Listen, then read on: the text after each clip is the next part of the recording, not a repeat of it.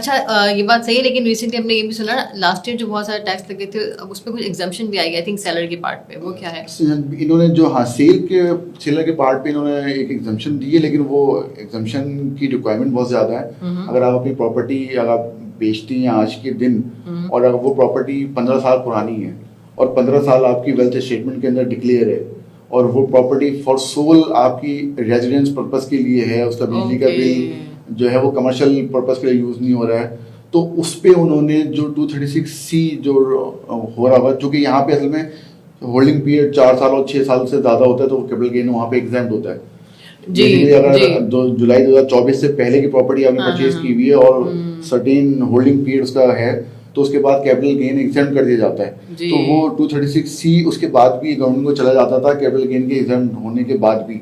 तो उन्होंने यहाँ पे एक अच्छी वो की है, लेकिन अगेन वो पावर दी है कमिश्नर के पास कि जब आप घर बेचेंगी अपना और 15 साल पुरानी प्रॉपर्टी होगी और वो 15 साल आपकी वेल्थ में डिक्लेयर होगी, तो आप फिर कमिश्नर को एप्लीकेशन लिखेंगे और उसको जस्टिफाई करेंगे, चेक लगाने पड़ेंगे आपको। पूरा ये उनकी रिक्वायरमेंट है। कमिश्नर जब इसको वेरीफाई करेगा कि हाँ ये सारी रिक्वायरमेंट पूरी हो रही है, तो फिर सर्टिफिकेट इशू करेगा वो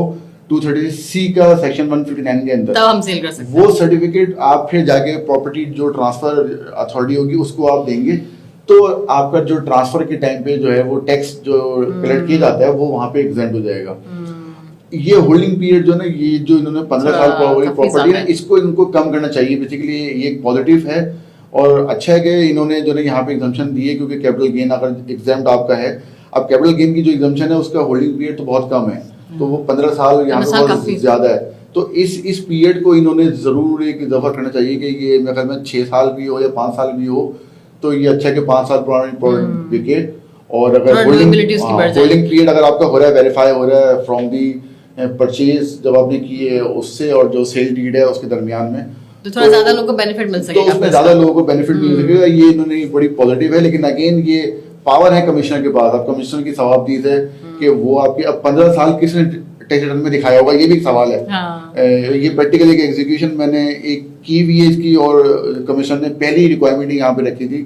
कि जो है ना 15 साल की वेल्थ स्टेटमेंट आपकी होनी चाहिए। तो अगर आप 2010 से आपकी डिक्लेयर हो वेल्थ के अंदर, अब ये वो एक्सेप्शनल केस होगा कि जिसने 2010 से अगर आप बात करेंगे तो 25 साल 15 साल होंगे, तो वो वाली वेल्थ स्टेटमेंट दिखाएं और 25 की वेल्थ स्टेटमेंट दिखाएं एटलीस्ट, उसमें अगर डिक्लेयर है तो 1% लोग भी ऐसा कर पाएंगे। तो वो अगेन ये बहुत लॉ तो आ गया, लेकिन एक बहुत कम लोगों के लिए इसका बेनिफिट